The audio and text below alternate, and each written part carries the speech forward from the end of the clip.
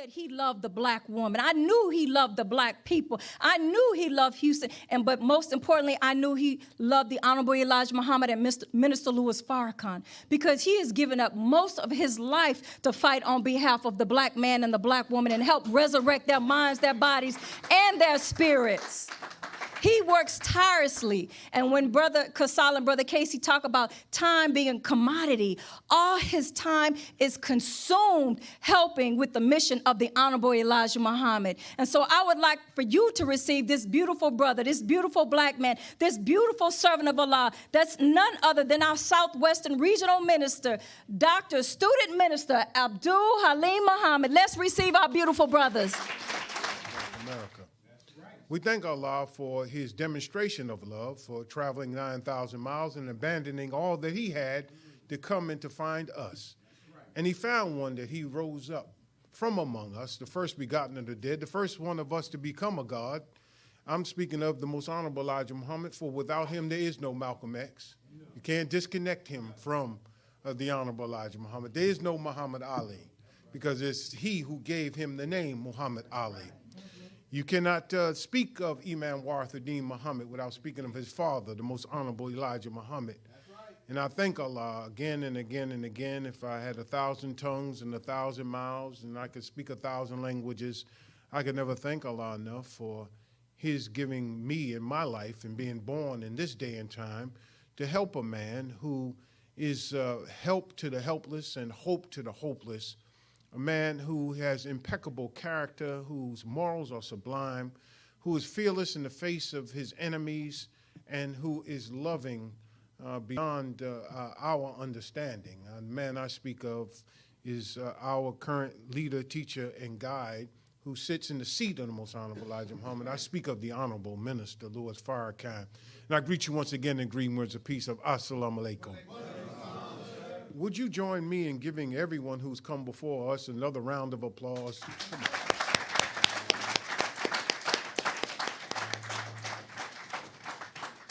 Brothers and sisters, I'm going to try to get right in this subject right away so we can get you out of here in the next 5 hours. And we hope that you would sit back just for a moment and think about that which we're going to talk about. I hope that the air is on and it's operating the way it needs to be, because I don't want anybody nodding off. Because in this day and time, we can't afford to be asleep behind the wheel.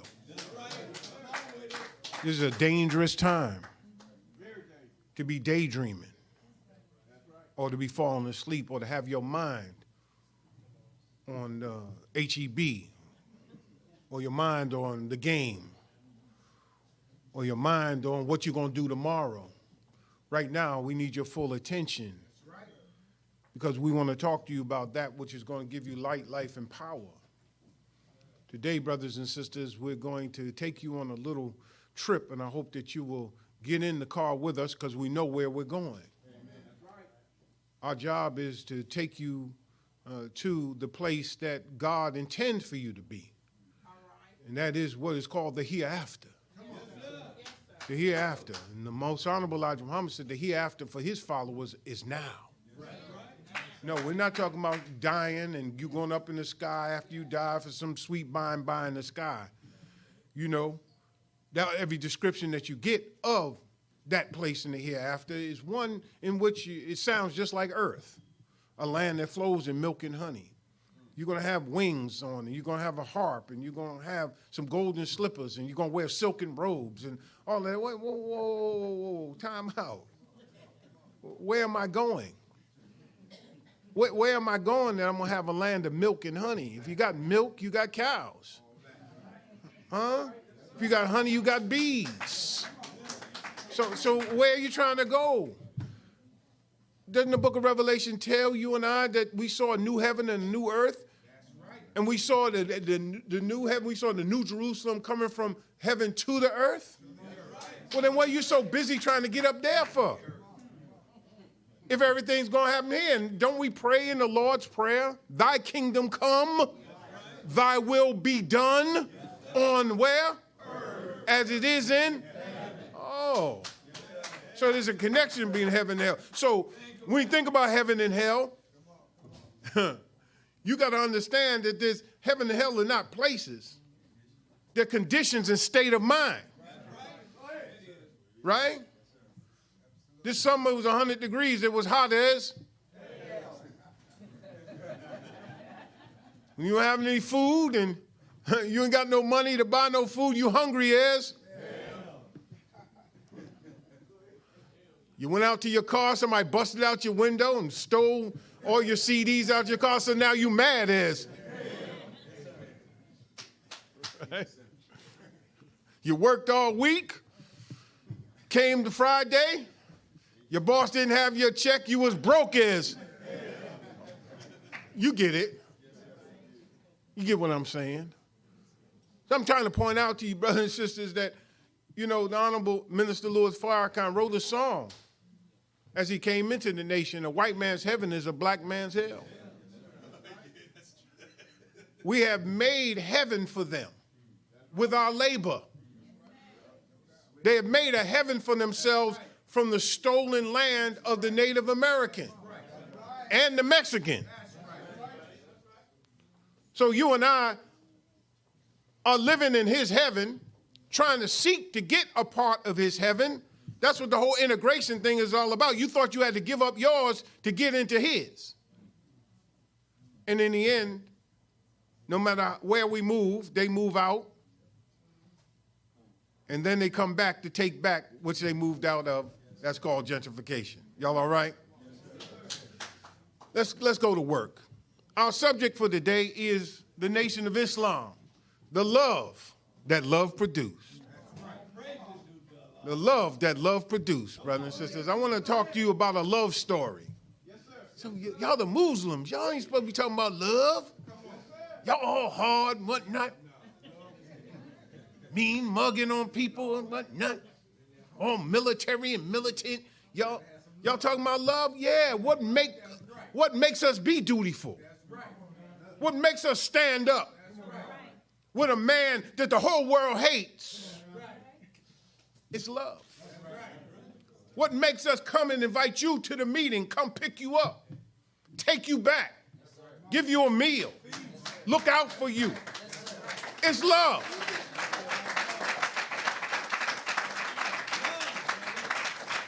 What made you think that sister got up here and talked about the black woman and her value? It's love. And there are some things worth killing over. Oh, God, I knew it. I come to this Muslim thing and they be talking about killing.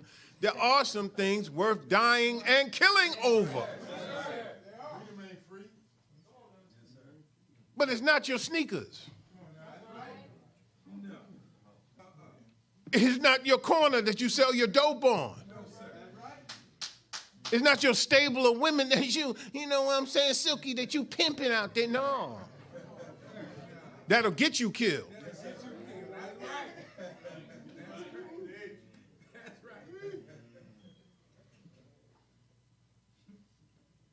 Fight no man over what is his, the most honorable Elijah Muhammad says. Get some of this earth you can call your own.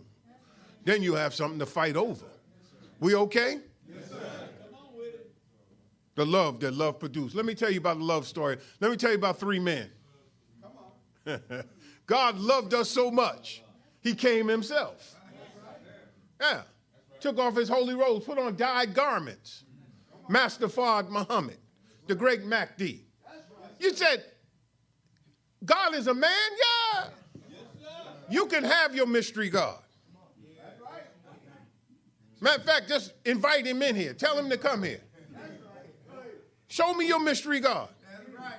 You've been praying to him, everything. Look here, we hated everything about slavery but what the enemy taught us about religion.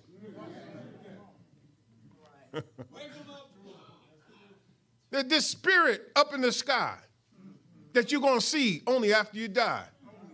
No. He said, all eyes will see him, even them who pierced him. You're going to see him.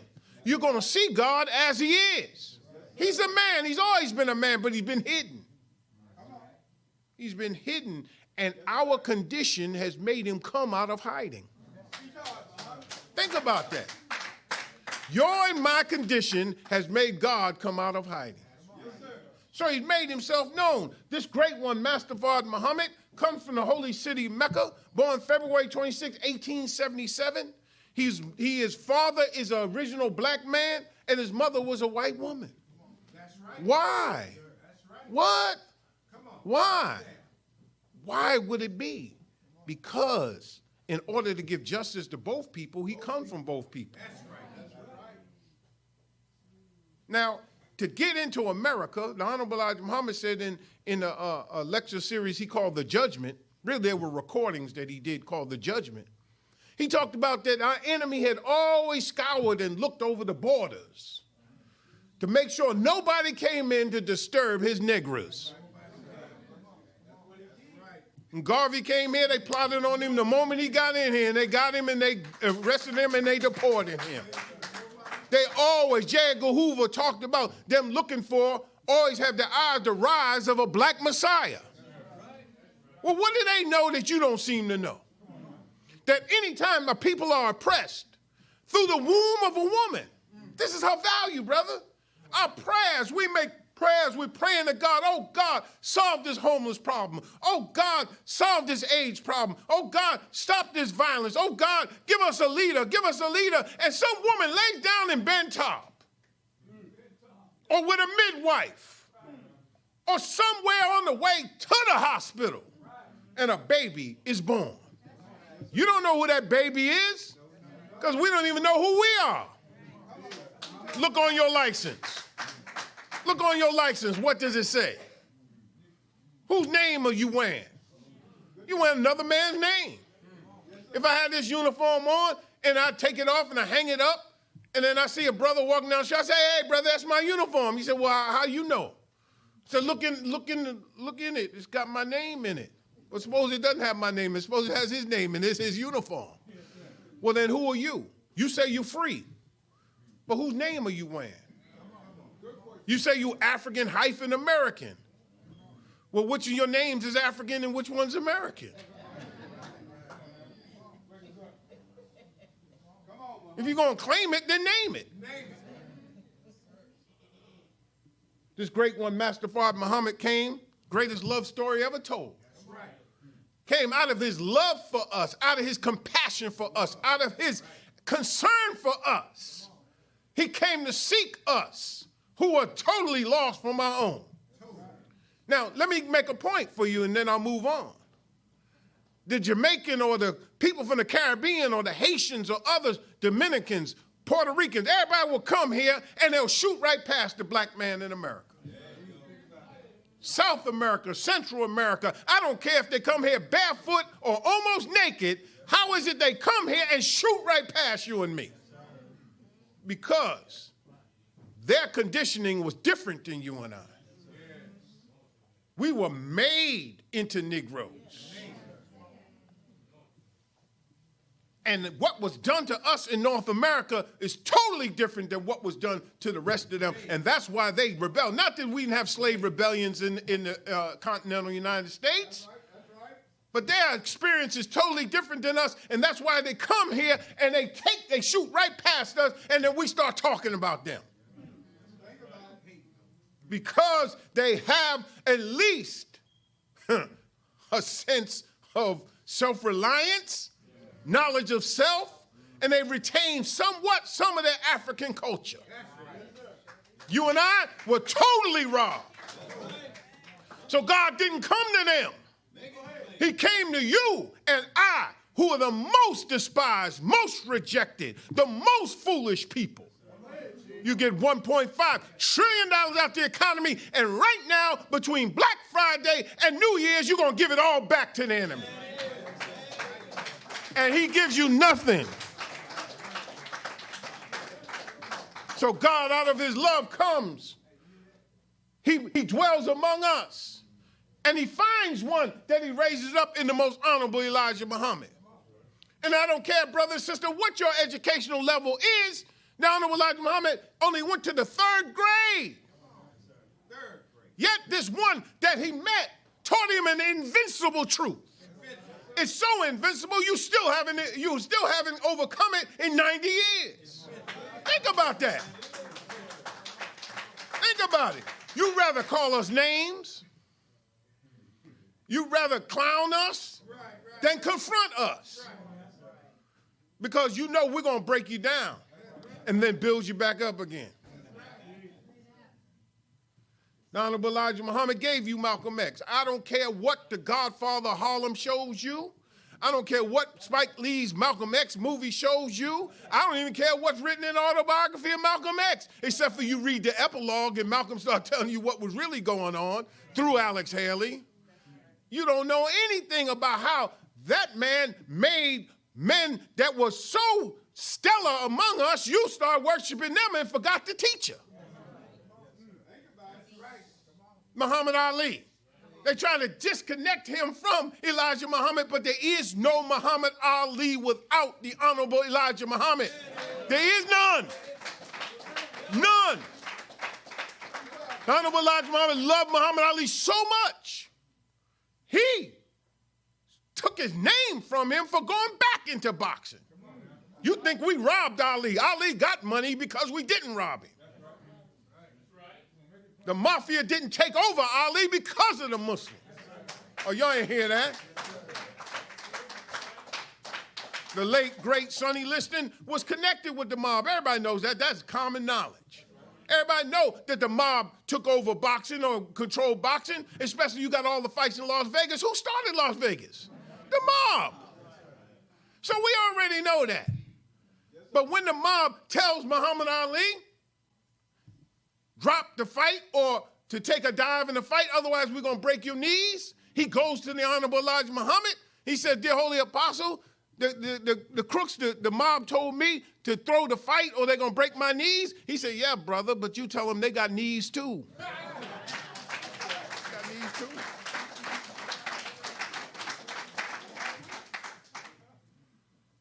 Imam Warathuddin Muhammad never could actually get away from his father. No matter what he did, he was born to do what he was born to do.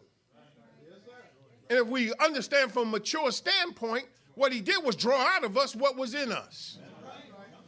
He did only what Allah allowed him to do.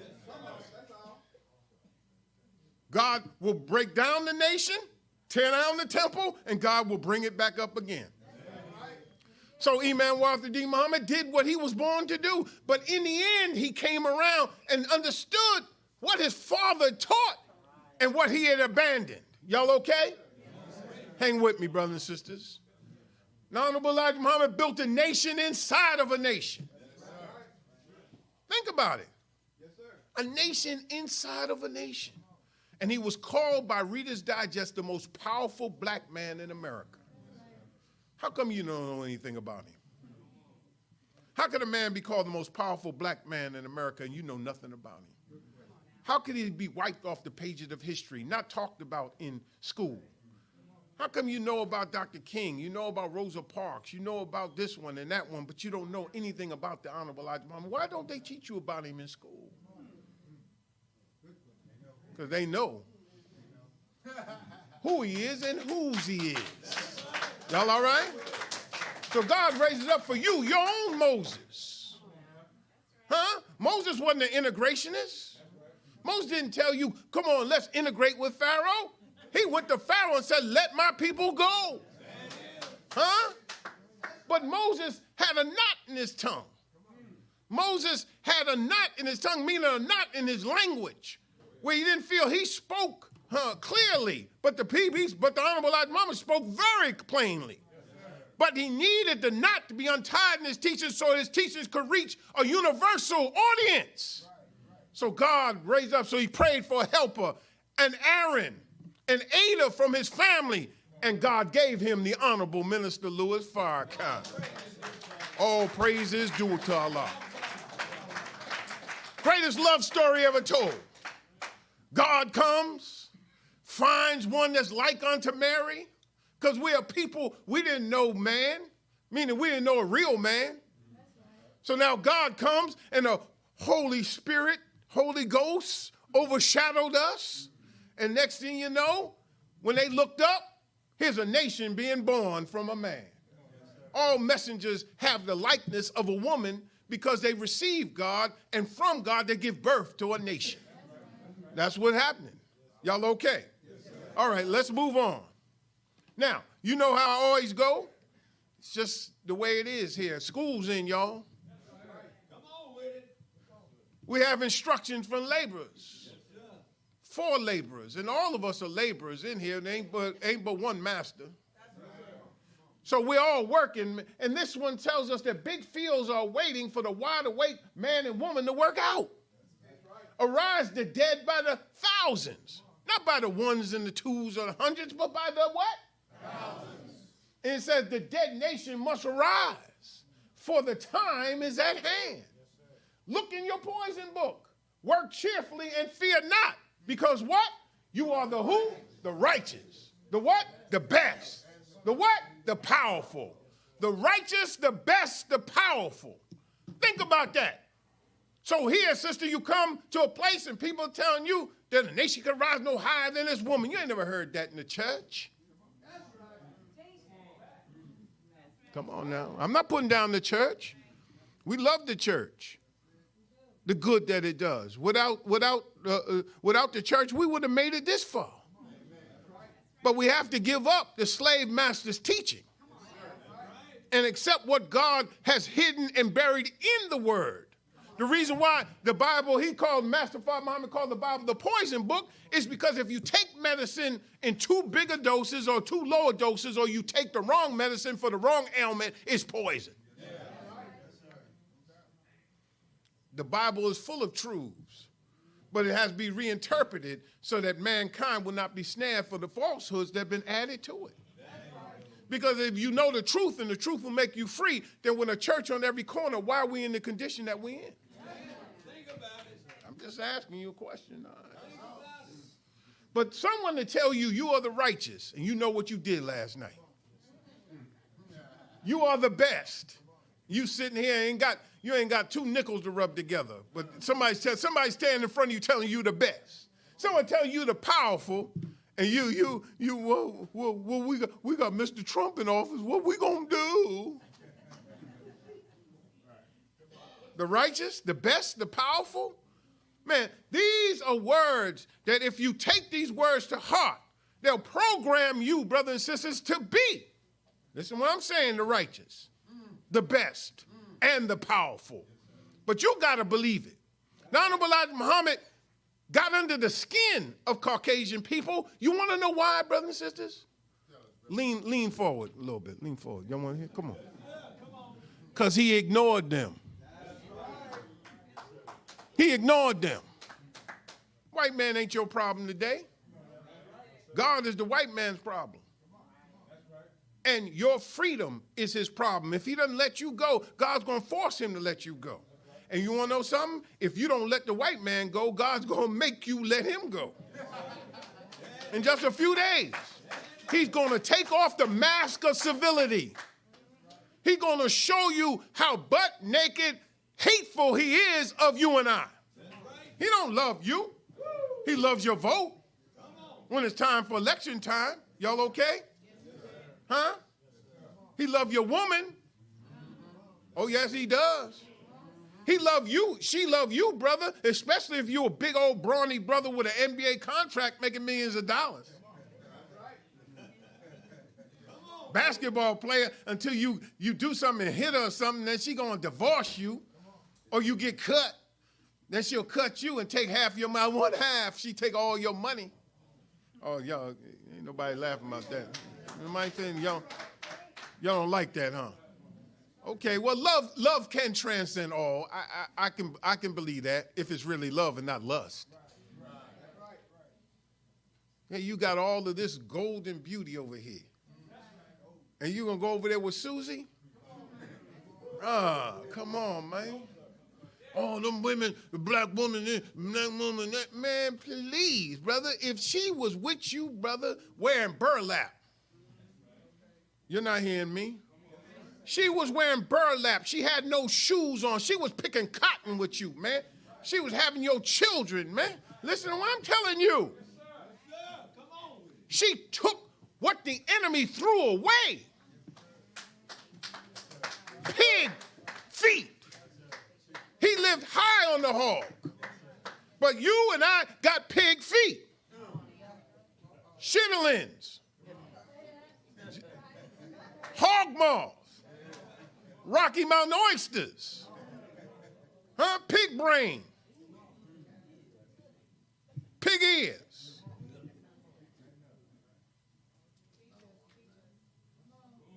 And she made it a delicacy. Took a weed out of the garden that they call collard greens. White folk didn't eat that. The black-eyed peas, he fed that to his animals and his slaves. Took those things of the worst of the world and made it a delicacy. She did that. She had your children. She fought, bled, and died with you. She stuck with you all the way through slavery, and you wouldn't even give her first and second and third and fourth and fifth rights of refusal before you picked somebody else? What's wrong with you? Y'all mad at me. See, you got real quiet.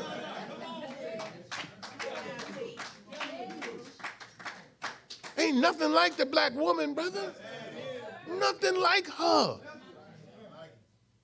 You and I just can't handle strength anymore because we've been effeminized.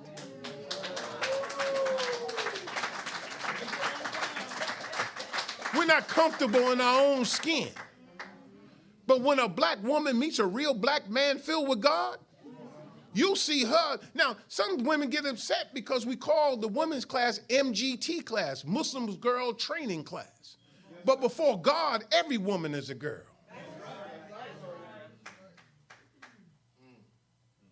If you be a man in whom God dwells and stand up and take care of your responsibility, brother, you'll find her mouth will turn from death to life. The words that come out of her mouth will not cut you down, but will build you up. Oh yeah, brother. Ain't nothing make you want to kill a brick, choke a stick, or drown a glass of water than a black woman saying, baby. You go on. Hey, I'm sorry, man. Ain't no male cheerleader ever turned me on when I was playing football.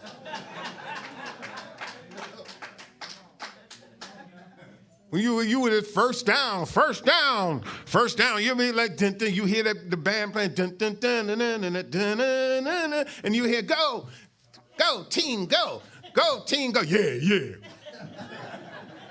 No brother go team go. That ain't gonna make me go. Sorry.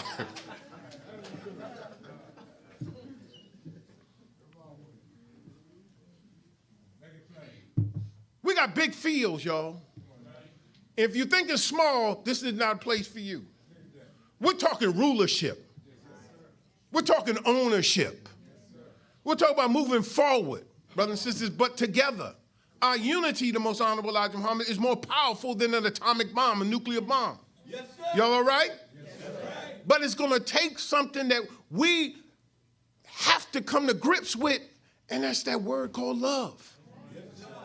When you have L-O-V-E, you got L-I-V-E, you live, love, L-I-F-E, live, love, life. All of that is tied together. Love will make you do some things. Maybe go out green on you. All right, let's go next slide. Now, brothers and sisters, look. The reason why I call this the love that love produced, I'm going to get to in a moment, but I wanted to read something from you from a book called This Is the One, written by Brother Jabril Muhammad, was known as Bernard Kushmir. And he wrote in the introduction to the book, and I just thought this was so appropriate. Yes, sir. I'm quoting, "This book is about a man, a black man, a man often called the most powerful black man in America, loved intensely by a growing minority, hated fiercely by a decreasing majority, understood by some, misjudged by most. He's the type of man who invokes the greatest interest and stirs the deepest emotions. What he says and does forces men to think, to move, to take a stand. He is a man about whom none can be neutral," close quote. When you finish here, you're gonna make a choice. Either you're gonna get with us or you're gonna get with the enemy. There's nothing neutral. There's no, I don't know. Ain't no I don't know. It's either you with God or you not. Because this is that day and time we all talked about, we were all trained about. This is that time. And think we can buy time, I'm going to chill for a little bit longer. Brothers and sisters. We better wake up. Because the hour is late. And if you can't tell by what's going on in Washington, D.C. and across the world, if you're not reading that, if we're so caught up in our little world, our little square, our little neighborhood, our little problems, our little personal life, if you can't see beyond day-to-day survival, you don't know what's getting ready to hit you. It's like you're looking down. It's like you dropped $1 on the street in the middle of 59, in the middle of the highway. You're looking down, man, I'm going to get that $1, but you don't see that tractor trailer coming because you're looking down at that $1. So I don't want you to be neutral about nothing. I either want you to get with it or get, man, look. The streets right now is ready. The question is, are we ready for the streets? You hear what I'm saying? The people are hungry for what we have. And if we don't get out there and let them know what it is that we have in a language they can understand, the language I'm talking about is the language of love. Because love will make you communicate in a way that your brothers and sisters can understand. You won't speak beneath their intelligence. You won't speak above their intelligence. You'll speak to their soul, to their heart. They need somebody to know that there is an unconditional love in somebody for them, no matter what their condition is. This is that day. So let's look and understand what the Honorable Elijah Muhammad, Minister Farrakhan said, what the Honorable Elijah Muhammad taught us. You'll hear this black talk, black. Oh, okay. That's the knot. Because we talk about black all the time, and that's okay, brothers and sisters. It was a good start. Yes, but what the Honorable Elijah Muhammad teaches us is a wake-up message, of which the Honorable Minister Louis Farrakhan said the base of a universal message that encompasses the universe of human beings. Yes, sir. And black is not a color. Yes, sir. Race was invented by Europeans to justify enslaving the rest of humanity. Black is not a color. It is the essence from which all color comes from. Black people are not a race because we ain't got a beginning nor an end. You ain't hearing me. We are the original family from which all races came from. Everybody comes from us. Everybody comes from us.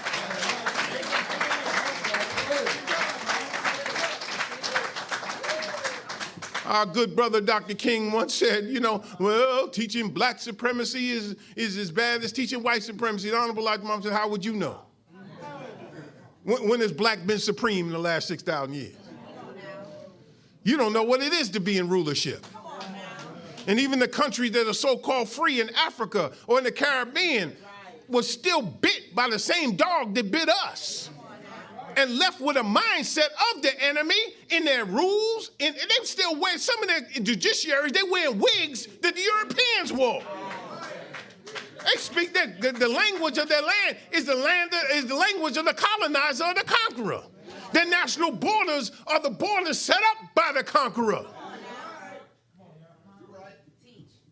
And most of them got a kleptocracy over there where they stealing all the money and putting them in European banks. They send their children to Europe and America to be educated. And the Honorable Louis Farrakhan teaches us that he who gives you the diameter of your knowledge prescribes for you the circumference of your action. No wonder they free. We were in Ghana in 1994, October 1994. Minister Farrakhan standing up there. He had the whole Black Star Square, all of the cabinet of then President Lieutenant Jerry Rawlings was there. All of the leadership of Ghana was there speaking, and we're on the stage. It's our Savior's Day. And Minister Farrakhan's talking to them, and he had a bag of groceries up under the rostrum. I said, what is that? I'm looking. I'm behind. I'm looking. He said, yeah, you've got a flag. Yeah, you've got a national anthem. Yes, you have an army and you have a navy, you have this, that, and the other. He said, then he started pulling out these groceries. Yeah, but you have cocoa, you grow more cocoa here than any place, but yet you don't have your own. You get your cocoa from Europe. You get your milk from Europe. You get your water from Europe. I'm like, oh my God, we're gonna die. These people gonna kill all of us. No, I didn't think that. I said, go ahead, brother minister, go ahead. Go ahead. Well, the truth of the matter is, if you don't feed, clothe, shelter, and educate yourself, then you're still a slave. He spoke the truth, and the people had to applaud because it is the truth. Y'all okay? Yes, sir. Okay, well, let's move on. Because why I call this the love that love produced? Because Mike Wallace in 1959 introduced the Nation of Islam to a television audience through a documentary he called The Hate That Hate Produced. Yes, sir, he did.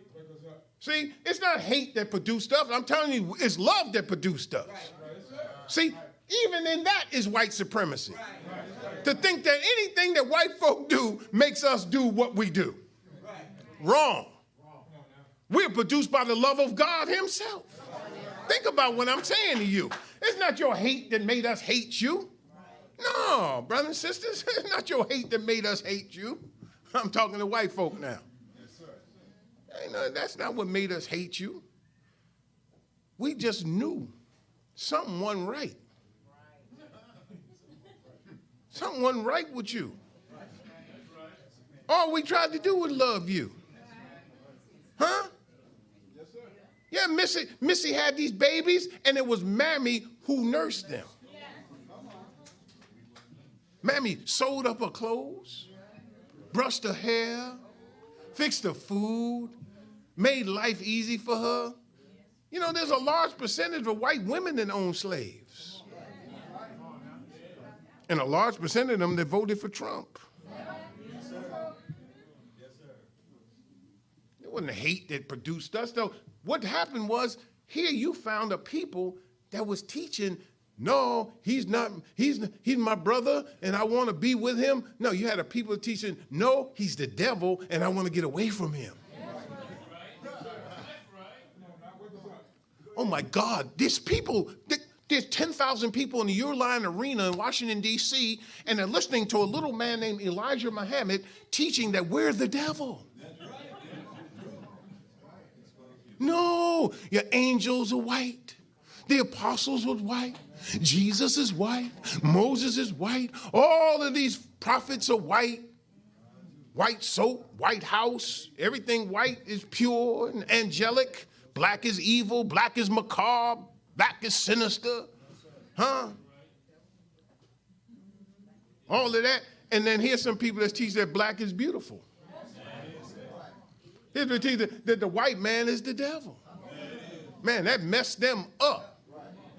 Because now it's not just you're unfair. You should apply the laws to all of us. No, I want to get away from you.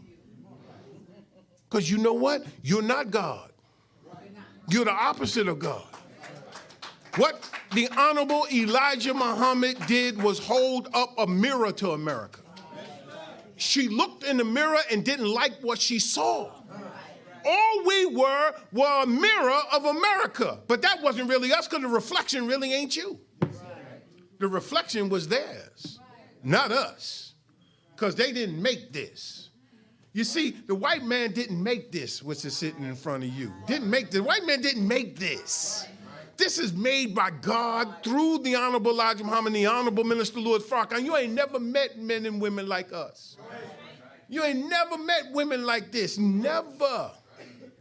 And those who have been touched by the teachings, you'll never meet them. There's something special about them, even if they ain't joined the mosque.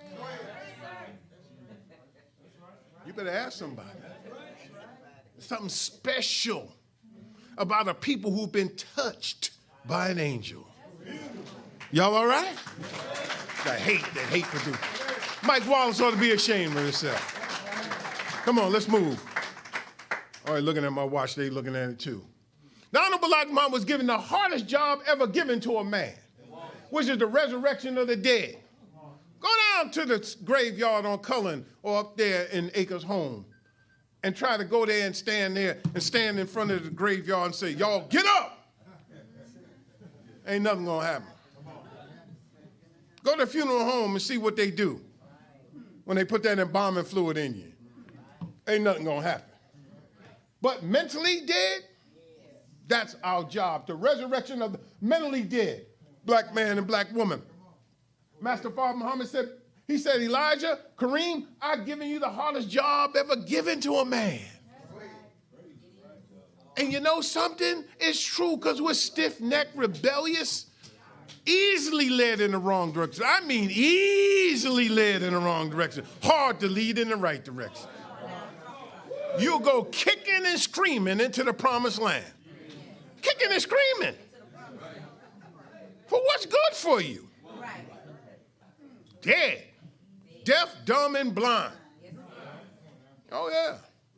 You can't explain that to me, brothers and sisters, how we are a grown people. If you say, I'm a grown man, don't talk to me like that. Do you feed yourself? No. How much farmland do you have? Where's your food come from? HEB? Oh, that's the problem. Your education, what school, who's educating your babies? You can talk all this black talk up in here if you want to, but who you sending your children to be educated by? Then get mad with him when he won't teach black history in school. That's not his job, that's our job. Don't you know history is his story? It's a white man's highlight film. It's like ESPN, the top 10 plays of history. That's what their history's. Anyway, all right, I'm gonna let you go. All right. Let me tell you what hate doesn't do. Hate doesn't teach you to obey the law of God and man. Hate doesn't do that. It's not hate that makes us be right. Hate doesn't make you selfless. Were you willing to give your last to somebody else? That hate doesn't do that. Hate doesn't make you marry and start a family. I said something wrong? Hate doesn't make you kick tobacco, drug, and alcohol habits cold turkey. We don't have no 12-step program in here. We got a one-step program. Just quit. Just quit. How you gonna let this little cigarette, fire on one end, fool on another, and you right now, you itching right now to get out of here because I gotta have a smoke. I'm tired of these people, man. I gotta have a cigarette. You mean to say this rules you?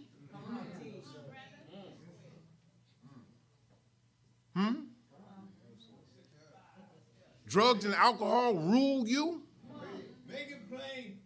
Here you are, God, children of the Most High God, and you can't overcome these things straight up? Then what has happened to you? You've been made a slave. Only a couple claps, I understand. I'm not pulling you down. Look, maybe we need to get up here and tell our story. I don't think that I'm something because they Dr. Abdul Halim Muhammad. Man, damn, man, I smoked a pack of Newports a day, bro. I was smoking an ounce of red bud sesame a week. An ounce, because I could afford it.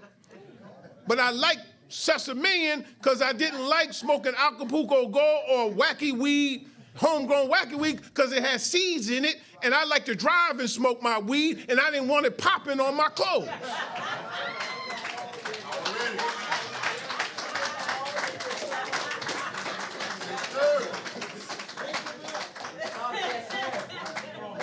Smoking that stuff, that pop, that thing pop, man, burn a hole in your polyester shirt. Pants have a hole in it. No, man. I mean, some of y'all like gin and juice and all that kind of stuff. Not me, I like Kahlua. I like sweet drinks. I'm telling you the truth. Hey, man, you put a line down, some cocaine down there, man? Man, you call me the Hoover, man. Only reason why I wasn't addicted on crack is because I used to DJ, right? And I knew a crack dealer that used to sell, well, how did he do it? He used to sell weed, no, he used to sell crack to support his marijuana habit. Yeah, that's what it was.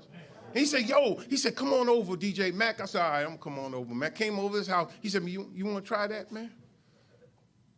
I said, well, how much is it? He said, no, it's free. See, that's how he always gets you. That's how he always gets you. Man, he cooked me up a rock, man, put it in that test tube, nip, tinkle, tinkle, tinkle, man. It started tinkling. Oh, yeah, it started tinkling. He took that razor blade, he cut that bad boy up, he put it in that pipe, and he fired up that pipe. I said, damn.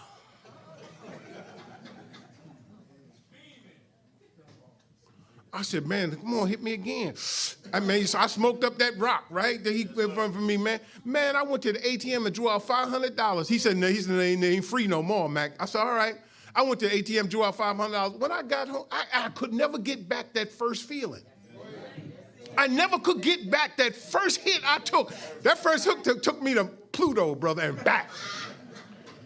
No, I'm telling you the truth. I think we fell down from heaven or something. What the hell wrong with y'all?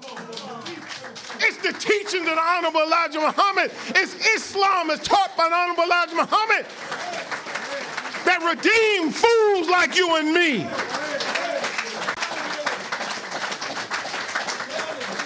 Don't let the suits and bow ties and headpieces fool you. We sat right where you were. Heard these teachings and made a decision to change our lives.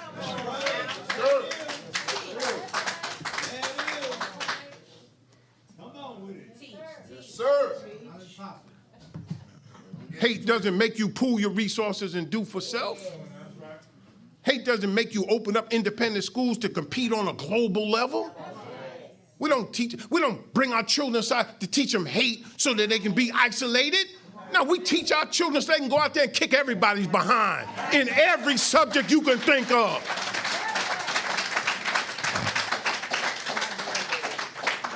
Hate doesn't make you give drink to the thirsty, food to the hungry, clothe the naked, house the shelterless, or minister unto the prisoners or the sick. Hate don't make you do that. But that's what we do. And why we are loved is because we serve. You can't save a people that you won't serve. You can't lead a people that you don't love. You can't redeem a people that you don't respect. Hate doesn't make you do that. Love does. All right, let's move. Great teaching, brother. Hardest job ever given to a man, but it's not impossible according to the scriptures.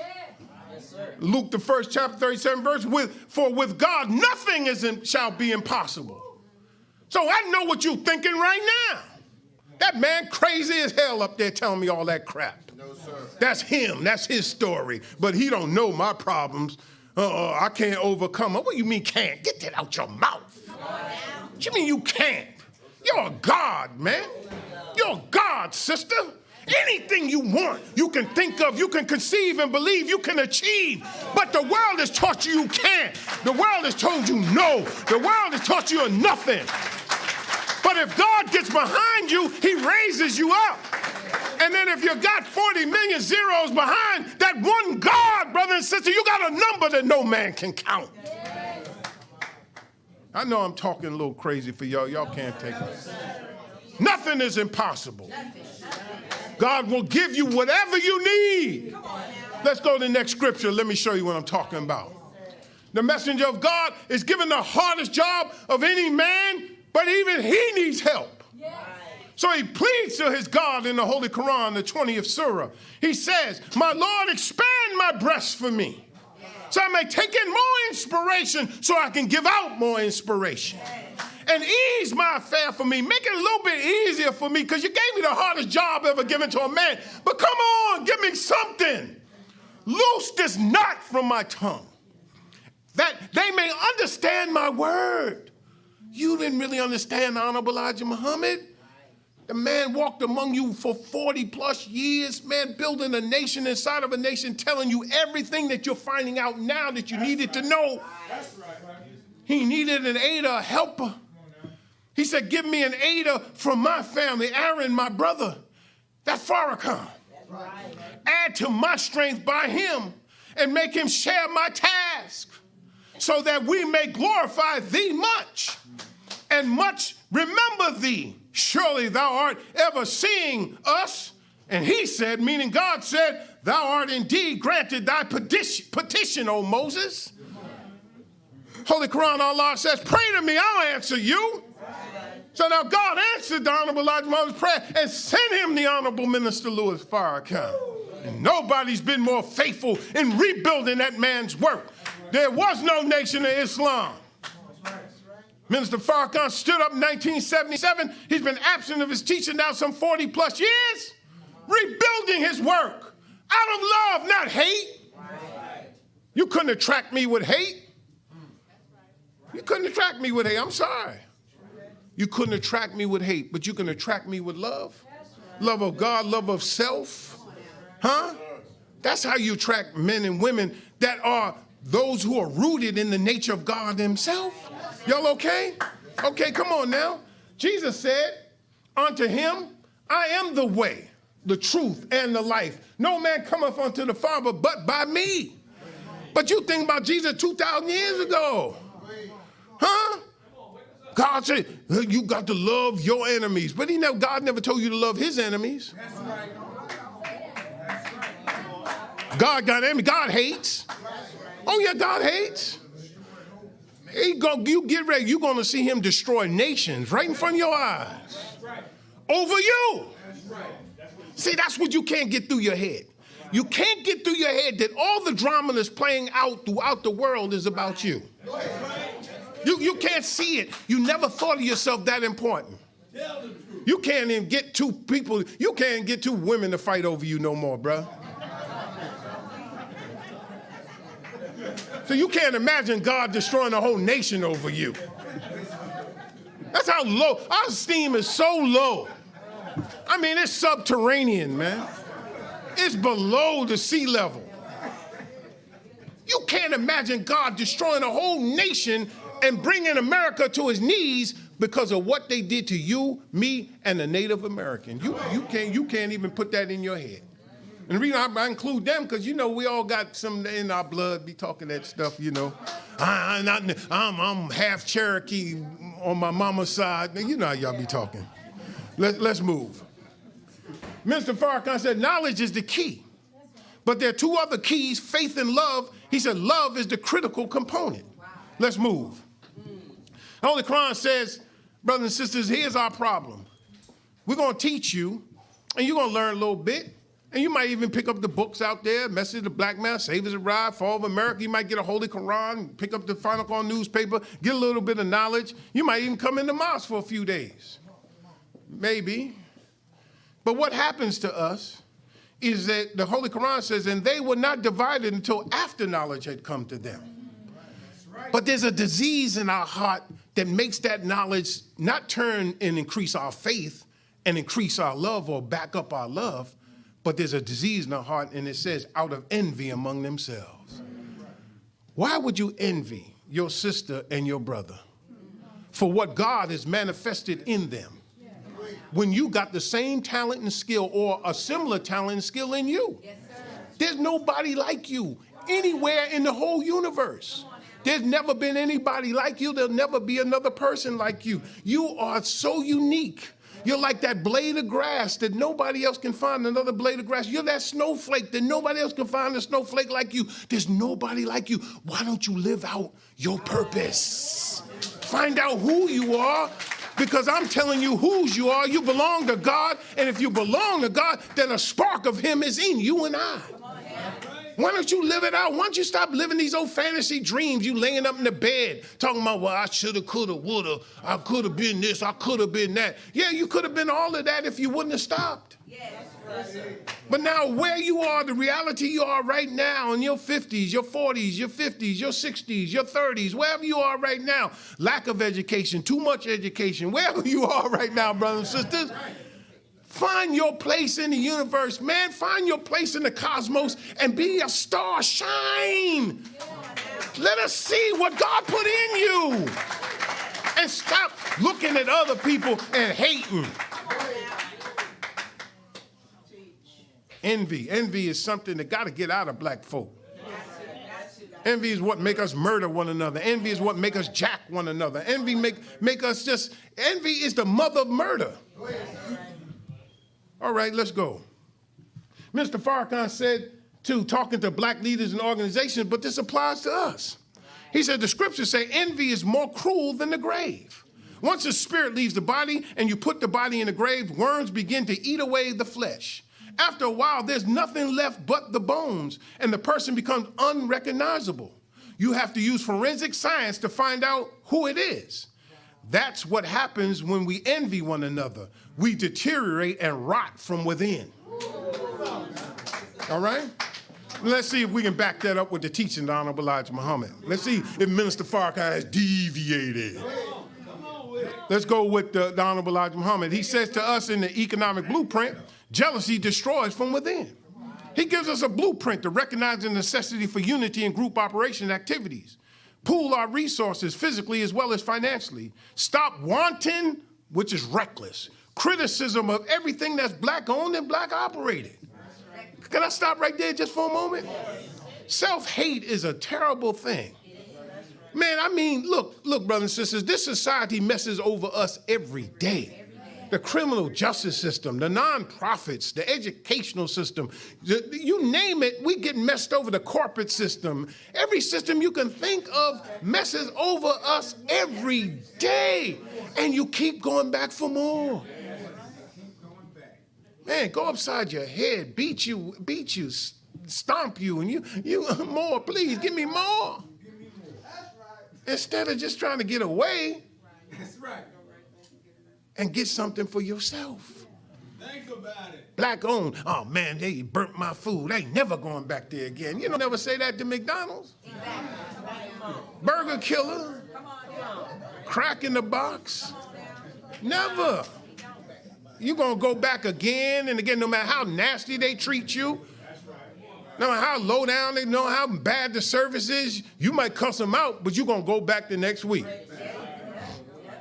What kind of people are that? You don't have no dignity.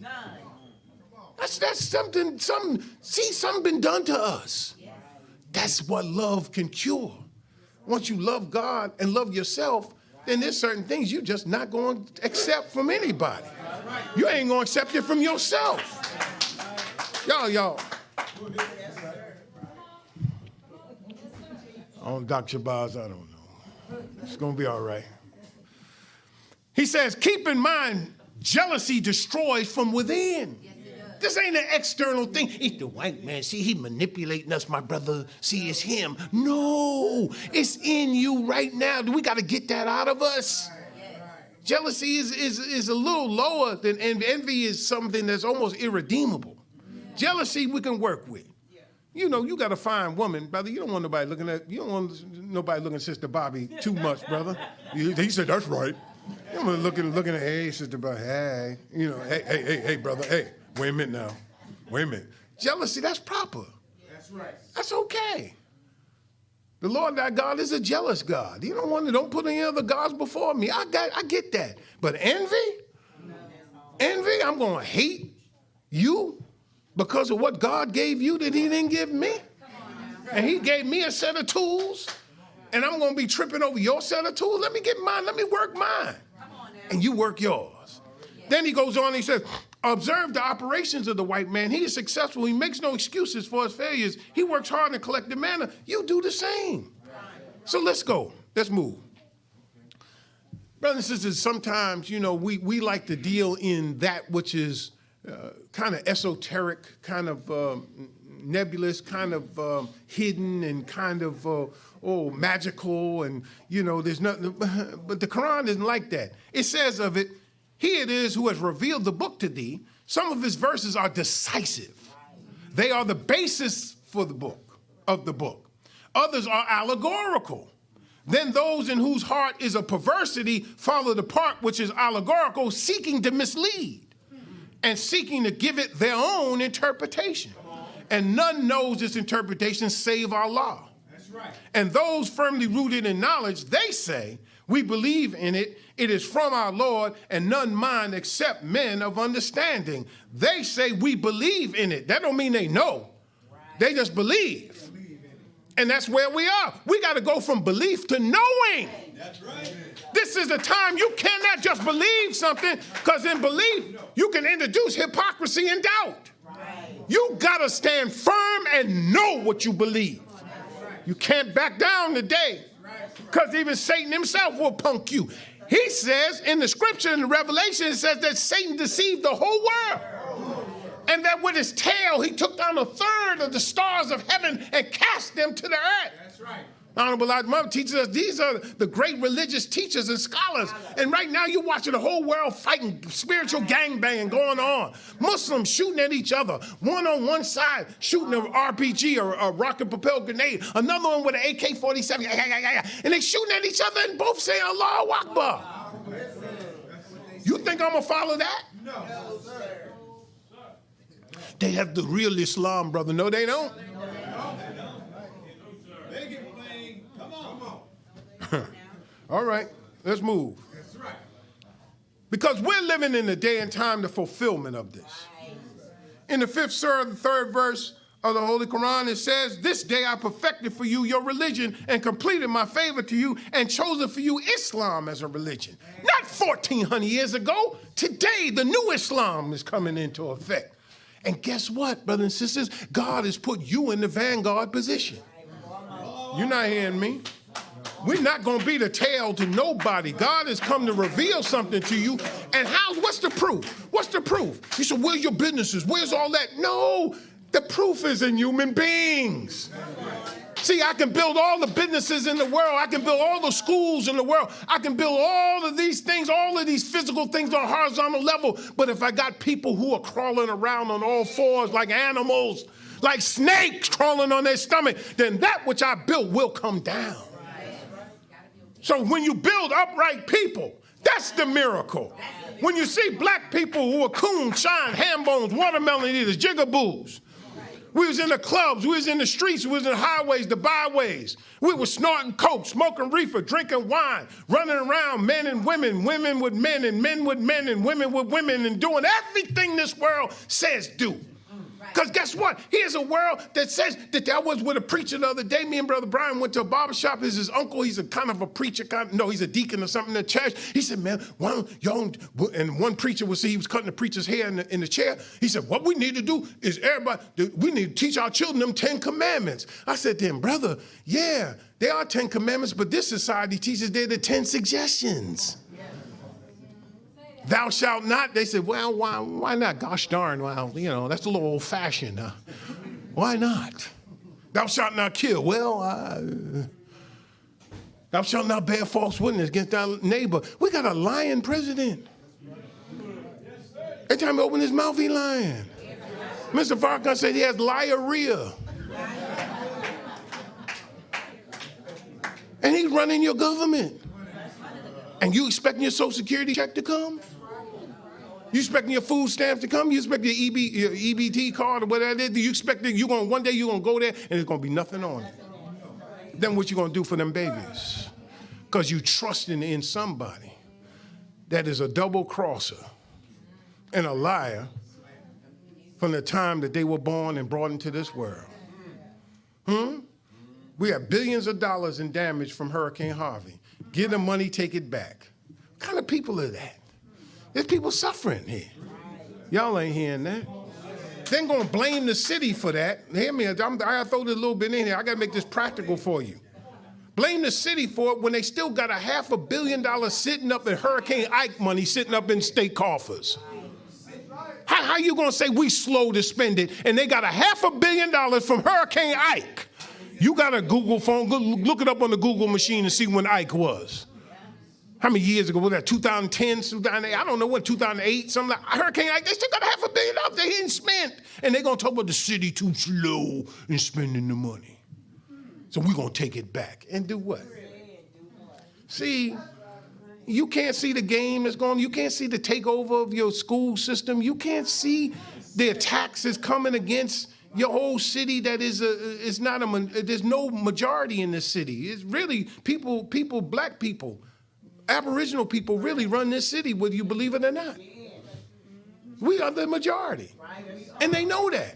And the same thing in this county. And they know that. And that's why what happened in 2018. And what you need to understand is that this is a full frontal attack that's a setup for 2020. To make you think that black people and Hispanic people are so incompetent that you won't go vote, you won't support them, you won't put your money up, you won't pool your resources, you can't trust one another, we won't build no businesses, we don't do that. They attack the turkey leg hut. It turns out these people was gentrifiers. It came out in their email. Not that the smoke might not be, is not good for the people. Okay, we got that. But come on, man.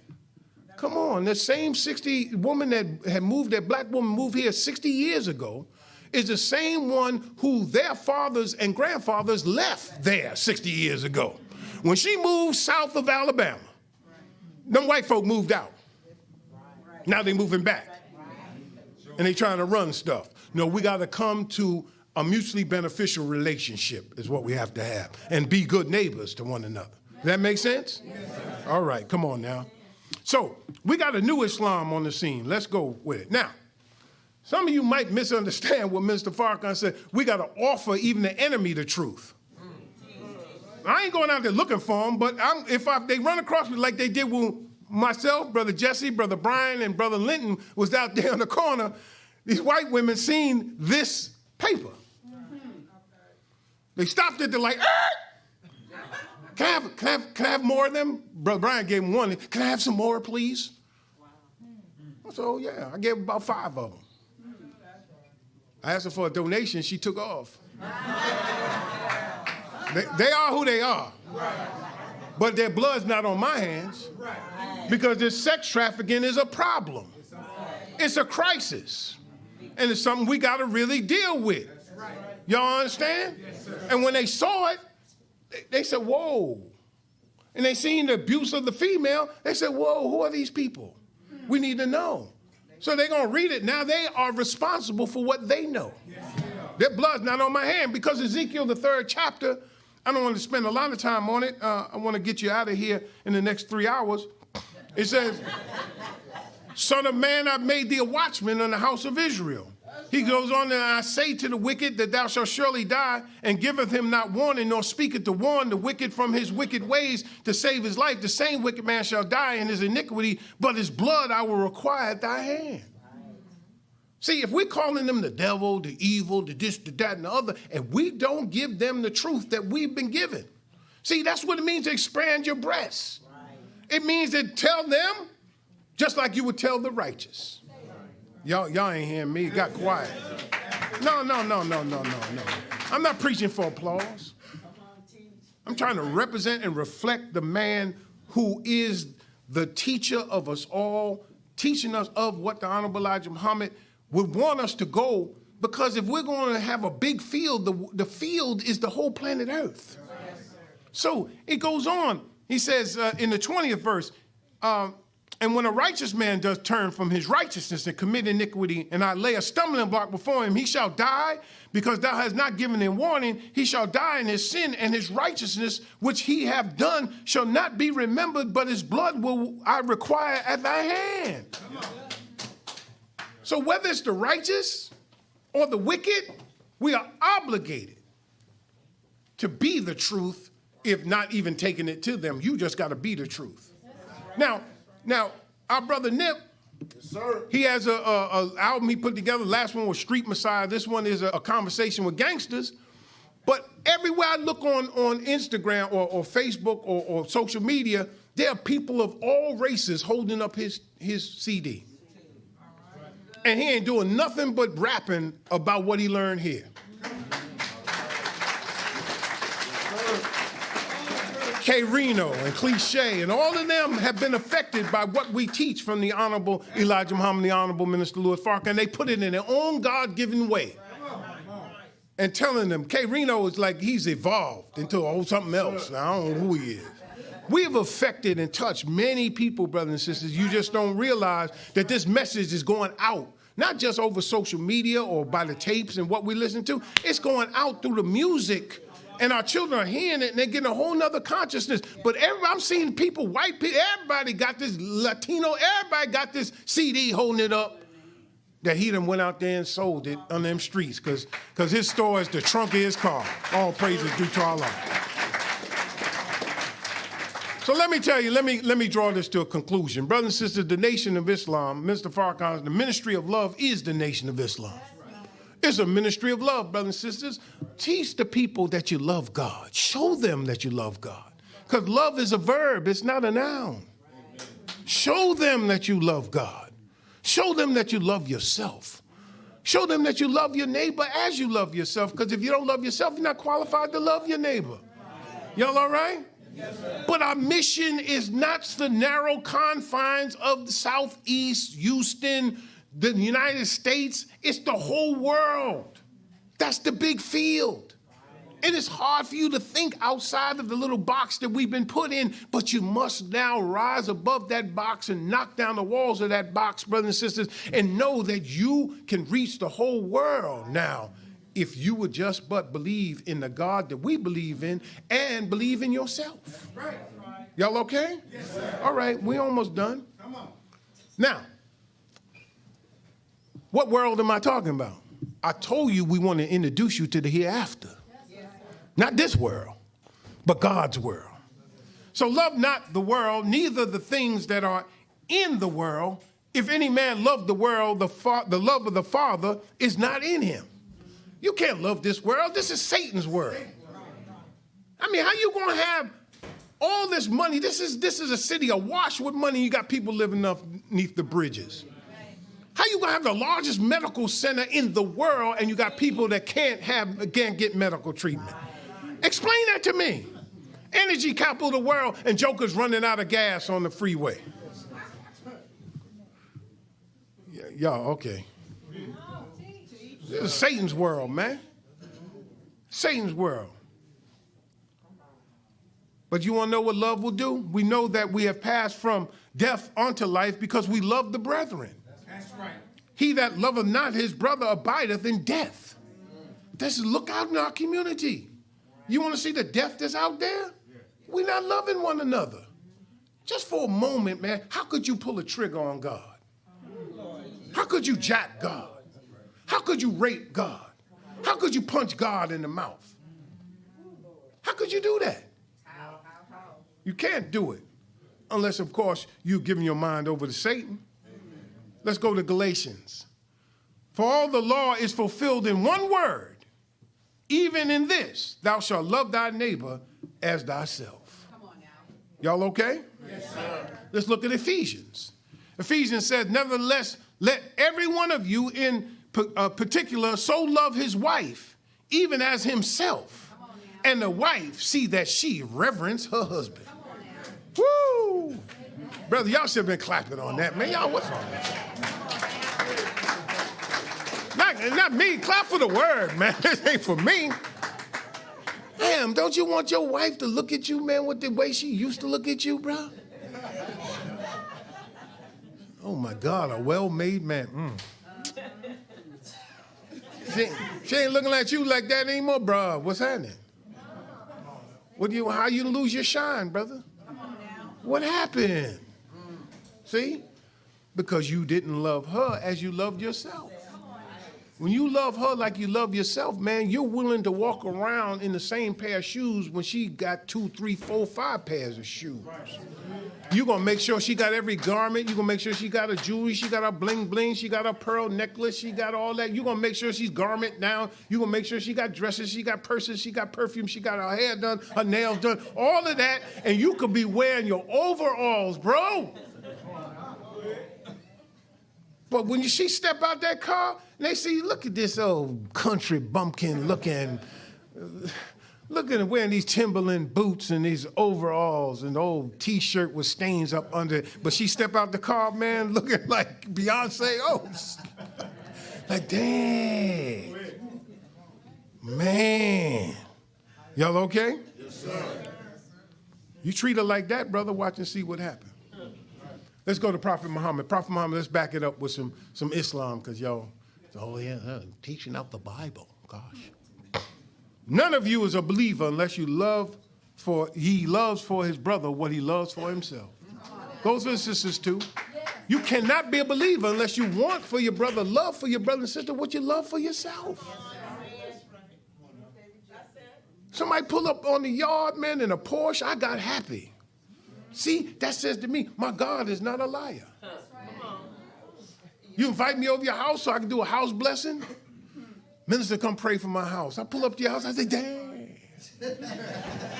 My God is not a liar. I seen you when you came up here and shook my hand. Now I look at you when you roll up in here, garment down, bow tie down, looking good, man, face clean, shining, eyes bright, and you looking good. I said, man, my God is not a liar. Huh?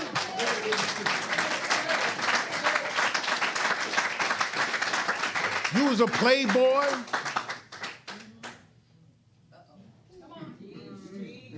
Now you got that one wife. You raising your children. And they might look like the 5 stair steps. But you raising them children and they like the next generation. And you could see them. You might not have finished high school, but your children have gone to college and they're professional and all of that. They've taken to the next step. Wow. I said, man, my God is not a liar.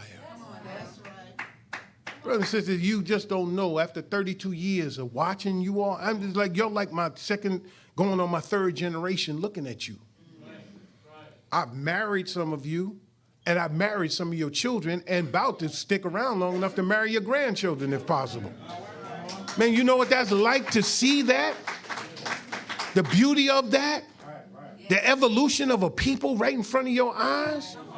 Man, ain't nothing like that, brothers and sisters. Hang in there. All right, we almost finished. Almost. Mere belief accounts for nothing except it is carried into practice. We must practice. This is good exercise to come charge your battery. Did I say Brother Linton? It was myself, Brother Jesse, Brother Linton, Brother Brian. Yes, sir. Oh, okay, I want to make sure I include Brother Linton in that piece. But, you know, brothers and sisters, we got to get out there with the truth. Right. See, the Black Panthers were dangerous not because they carried guns. Get out of that false bravado. Right. The white man feared them because they had a food program.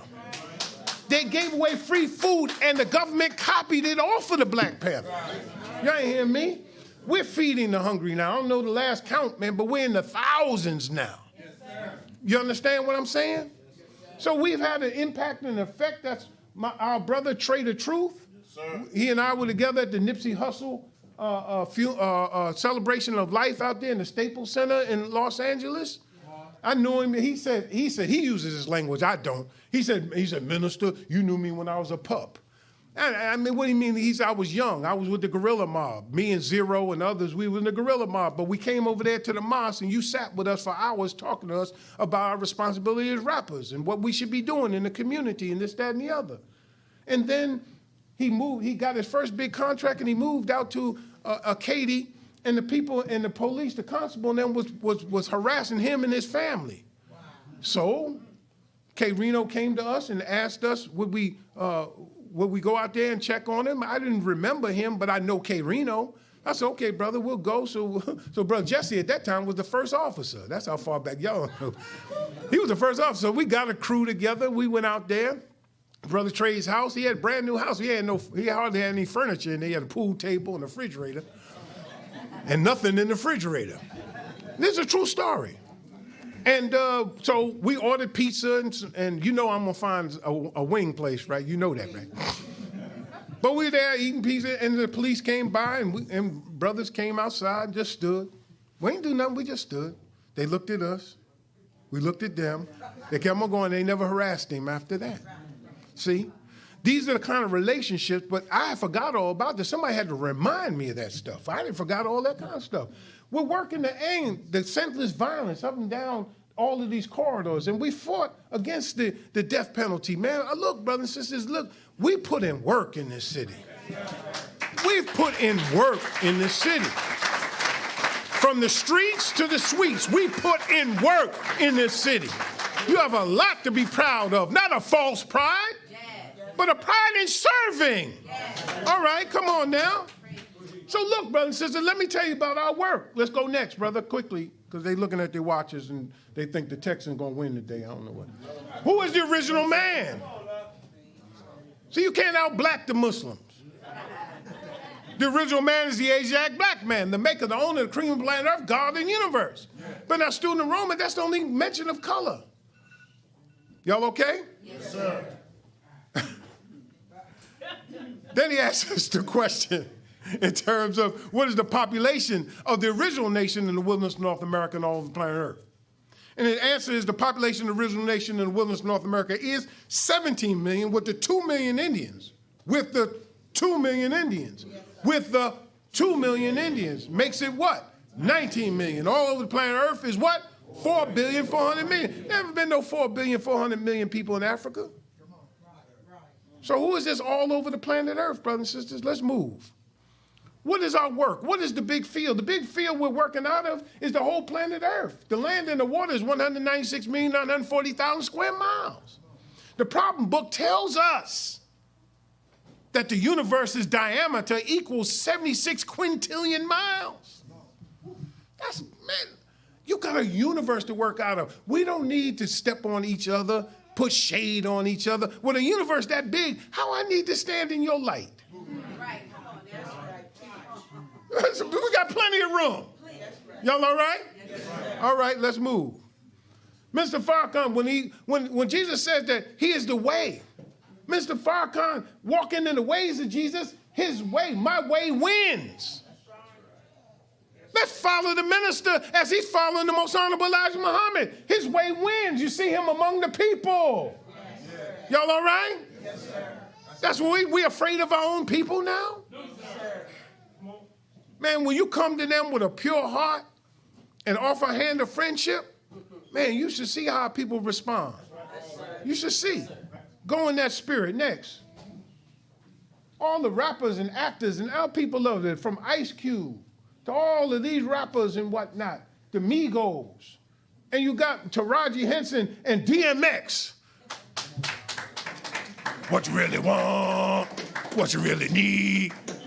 What's my name? DMX. Yeah, right there. They love the minister because they see a man that is purely in love with our people and with humanity. Sorry to say. Let's move on. My way wins. So why don't we try his way? Mr. Farrakhan said, love is the law of God. Love is the law of God.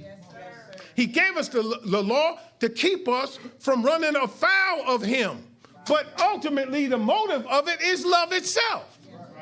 Mr. Farrakhan has gone around because the Honorable Elijah Muhammad said God has gone ahead of him and made friends for him all over the world. And he's made friends for us.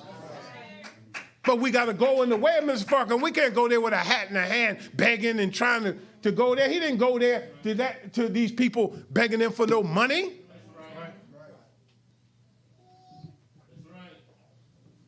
Friendship in all walks of life across the world. Even the white Russians love the minister, man. Them people had machine guns out there, was about to go to war with the Russians over Minister Farrakhan. You ain't hear what I'm telling you. Mugabe. People praise him now. So-called revolutionary praise him now. Minister Farrakhan sat with him.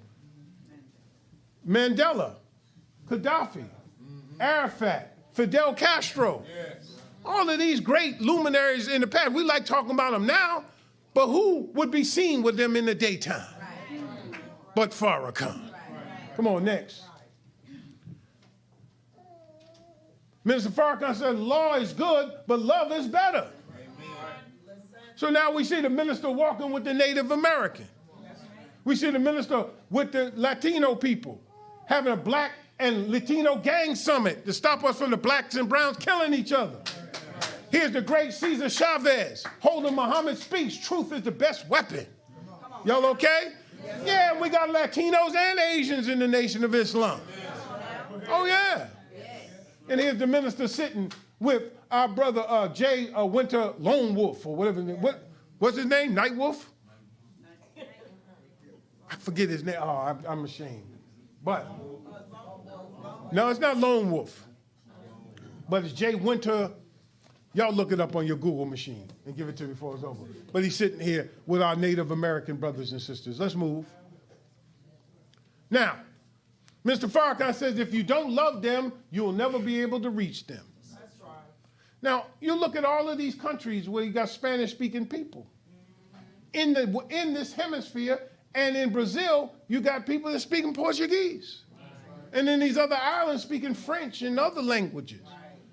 According to nationsonline.org, thanks to the often violent colonization of the Americas, most of the spoken languages are the tongue of the conquerors. About 400 million people in the Americas speak Spanish as their first language. 247 million people speak English as their mother tongue.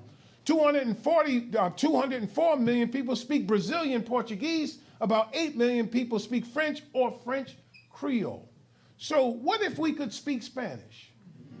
We could reach 400 million people. What if we could speak English instead of Ebonics? We could reach 247 million people. Come on now. What if we could speak Portuguese? That's 204 million. Or we could speak French or French Creole. We could reach 8 million. Brothers and sisters, that's the big field. So we got to set up language. We got to take language classes. We ran into that. We were out there with the newspaper, and this brother blacker than me and Brother Linton and Brother Jesse and Brother Brian walked up to us. We gave him the paper, and he said, I can't read it. Why I can't read it? He said, I don't speak English. That's right. And we asked the brother, you know, what, he's Hablo Espanol. Night Wolf. Thank you, sister. His name was Jay Night Wolf. Jay Winter Night Wolf. Thank you. She went to the Google machine on me. That's what I'm saying. But, so the brother, we asked him where he was from. I think, did he say Honduras? He said he was from Honduras. But he was as dark as you and me. If you had seen him, the police would have pulled him over, thinking he was no hablo inglés. So when I left him, I said, mañana, hermano. He looked at me, smiled. They said, man, he talking broken Spanglish, broken English. But you know, I said, wow, ain't that something? The minister's words manifest. He told us, it wasn't 24 hours. What the minister told us came to be. We ran into a person, he spoke Spanish. And he was black as you and me. So who are these people that Trump is keeping out of here? They're not all those fake Mexicans that the minister talked about. You better wake up, brothers and sisters, and understand all of this. The whole world actually is our mission. So let me close. It's time now, brothers and sisters, that we become a new people. Because the only way a new world is going to come into existence is we have to become a new people. And the only way we become a new people, we have a new way of thinking, which will cause us to have a new way of acting, a new way of being. And we're not going to change everything in our own lifetime. But we have to start the journey now and begin to carry the baton, to hand off to the next generation. But you can't wait for the next generation.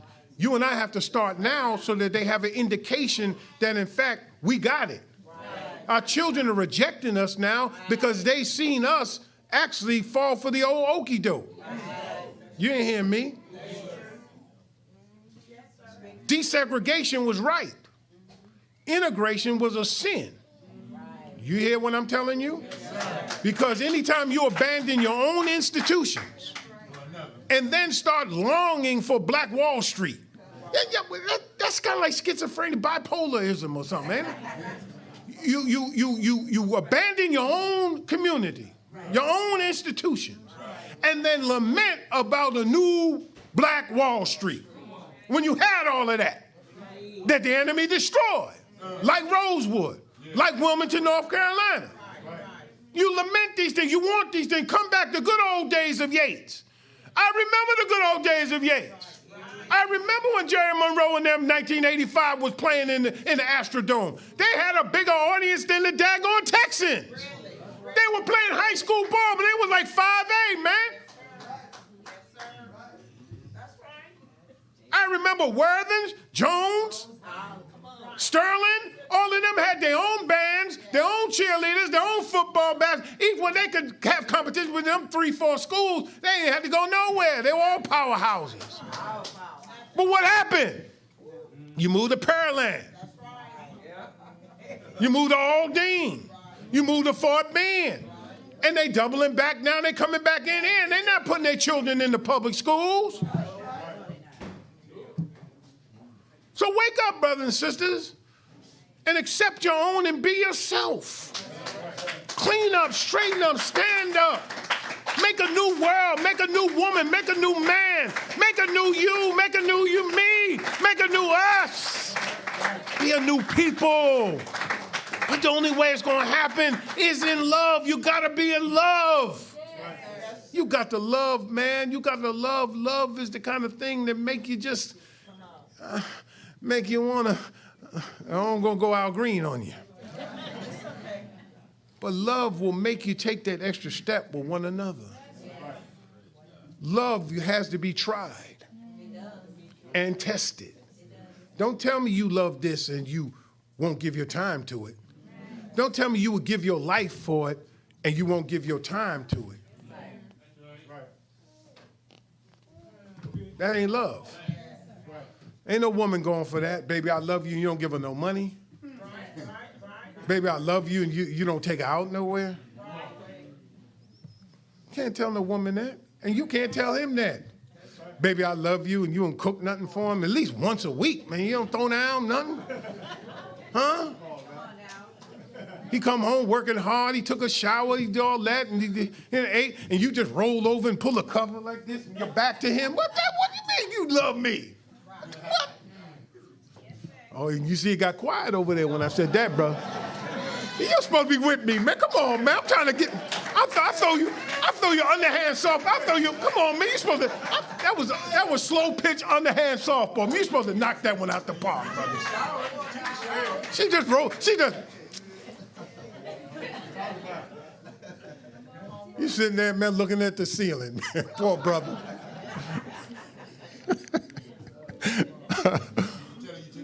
Yeah, he took a shower. I said that, brother. He put on his bed, man.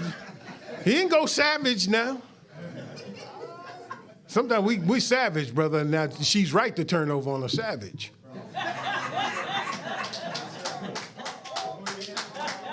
Master Father Muhammad said, clean up or you're out of luck with us.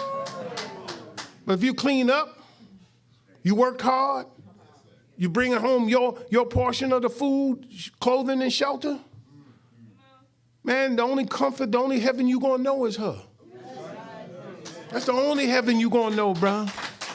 So get you a good one. Settle down to a good choice, black man. And know that without a strong marriage, there can be no strong family. Without a strong family, there can be no strong nation. Because this is the nation of Islam, the love that love produced. Thank you for listening. May Allah bless you as I greet you in peace. Assalamu alaikum.